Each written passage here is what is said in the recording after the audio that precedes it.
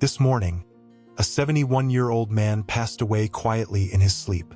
To most of the world, it may seem like just another passing headline, a number, a statistic, a name we don't recognize. But behind that number was a life. A man who once laughed, struggled, loved, worked hard, and maybe even danced when no one was watching. He had a story, and now that story has come to an end. When we hear news like this, it can feel distant, until we remember that it could just as easily be our neighbor, our friend, our brother, or even us. That's why today, we pause not to dwell on sadness, but to reflect on the quiet lessons that come with every life and every loss. What can we learn from his passing? Was there something that could have been done differently? Are there choices we're making today that may shape the way our own story ends? This isn't about fear. It's about awareness. It's about honoring life by taking better care of ourselves, nurturing our relationships, and living with more intention. So as we explore his story, we invite you to reflect on your own. Have you had your health checked recently? Is there someone you need to call today? Are your affairs in order and your wishes known? These aren't easy questions, but they are necessary. And asking them now, while we still have time, is one of the most powerful gifts we can give ourselves and our loved ones. Stay with us. This might just be the wake-up call we all need. He wasn't a celebrity. He didn't have 1 million followers or a best-selling book. But what he did have was a life that mattered. To his wife of 45 years, to his children, to a few close friends who still tell stories about his dry sense of humor and how he always held the door open, even for strangers. He was the kind of man who showed up. Every Sunday, he watered his garden. He never missed his granddaughter's piano recitals. He volunteered twice a month at the local food pantry, not because anyone told him to, but because it felt right. His name was George. At 71, he had already been retired for 6 years.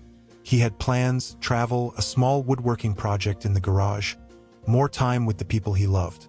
But like so many of us, life happened. His energy dipped. A few health scares came and went. Doctors gave suggestions. Medications were adjusted. But George, like many, believed he had more time. He didn't smoke. He wasn't reckless.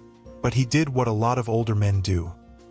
He downplayed symptoms, postponed follow-ups, and quietly ignored the slow signals his body was sending him.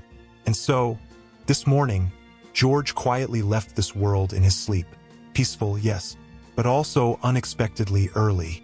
His story isn't shared today to bring sorrow.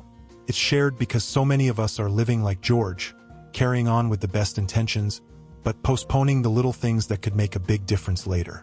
So, what can we learn from George's life, and from the silence that now follows it? George passed away in the early hours of the morning. His wife found him still in bed, resting on his side, the covers undisturbed. There were no signs of struggle, no urgent phone calls, no last words, just silence. The coroner later confirmed it was a heart attack, sudden cardiac arrest, to be precise. A quiet end to a heart that had quietly struggled for years. You see, George had been dealing with high blood pressure and cholesterol for over a decade. His doctor had advised dietary changes, moderate exercise, and routine screenings. George followed through sometimes. He took his medications most days. He walked when he could. But like many people, especially men in their later years, he often downplayed symptoms and skipped appointments when he felt fine. There had been warning signs. Shortness of breath when climbing stairs, a persistent sense of fatigue, occasional tightness in his chest, brushed off as indigestion or stress. Looking back, the pieces form a pattern. But at the time, they felt scattered and harmless. And therein lies the danger. Heart disease remains the leading cause of death for men over 60, and yet it often creeps in quietly. No drama, no warning bells, just a quiet decline, until one morning, it's too late. George didn't die because he didn't care. He died in part because he didn't want to make a fuss. Because like many of us, he believed that pushing through the discomfort was a kind of strength. But real strength? It's in listening. It's in acting early. It's in treating every signal from the body as something worth noticing. So let's talk about those signs, and what you can do today to avoid George's fate.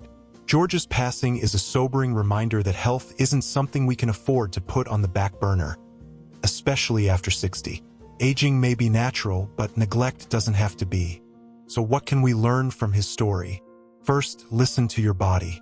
That nagging fatigue, occasional chest discomfort, dizziness, or even persistent snoring. These are not just quirks of aging. They could be signs of cardiovascular issues, sleep apnea, or other chronic conditions. Ignoring them doesn't make them go away. It just gives them time to grow. Second, never skip routine checkups. A simple annual physical can catch silent killers like high blood pressure, diabetes, or clogged arteries before they turn deadly. Many of these conditions develop gradually and without obvious symptoms until it's too late. Preventive care saves lives. Third, take medications seriously. It's easy to forget a dose or two, or to stop taking something because you feel fine.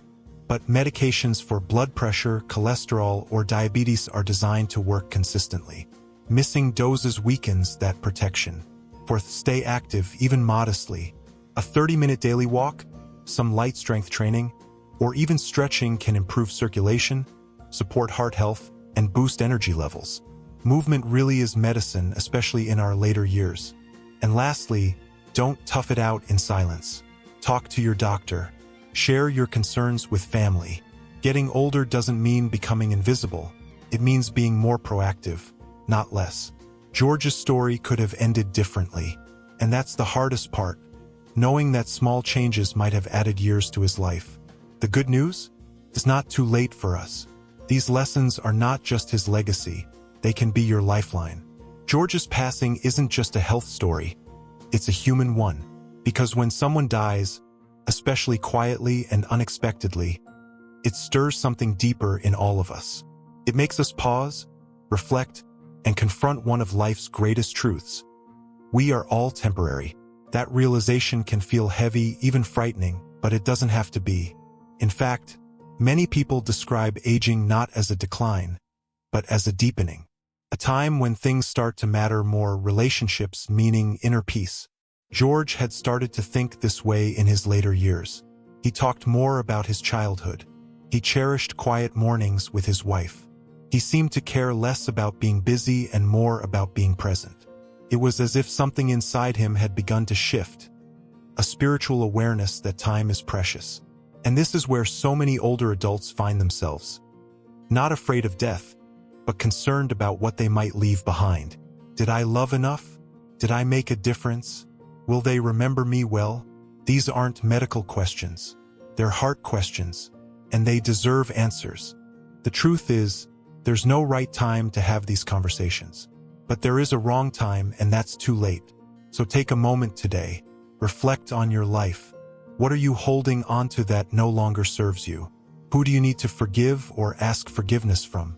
What brings you peace? Aging may bring physical limitations, but it also offers a kind of wisdom younger years can't touch. George's passing is a quiet nudge to all of us. Don't wait to live deeply. Do it now, while you still can. When George passed, it wasn't the silence of his final breath that echoed most. It was the silence that followed. His wife sat alone at the kitchen table that morning, holding the cup of coffee he usually made for her. His daughter, who lived across the country, hadn't spoken to him in weeks. Not out of anger, just life getting busy. Friends who hadn't seen him in months sent messages filled with shock and regret. I meant to call. In the end, it wasn't his career, his savings, or even his medical history that people remembered. It was how he made them feel. That's the truth of life in our later years. Relationships are what matter most. But staying connected isn't always easy as we age. Retirement, illness, distance, and even grief can make the world feel smaller. Old friends pass away. Children get wrapped up in their own lives. And loneliness, the quiet epidemic, sets in. Studies have shown that loneliness in older adults is linked to higher risks of heart disease, cognitive decline, depression, and even early death. But the good news? It's not irreversible. A phone call, a coffee date, joining a community group, even reaching out to someone you haven't spoken to in years. These small acts of connection can be life-giving, not just emotionally but physically too. George had people who loved him, but he didn't always let them in. He didn't want to be a burden. He didn't want to bother anyone. So let his story remind us, you're not a burden. You're a blessing. Reach out. Let people in.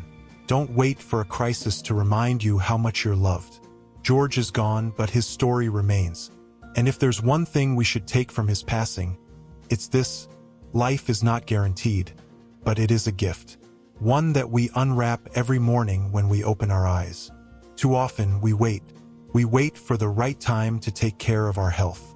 We wait for retirement to chase dreams. We wait for birthdays or holidays to tell people how much they mean to us. But time doesn't wait, and neither should we. Celebrate the fact that you're still here. You still have choices.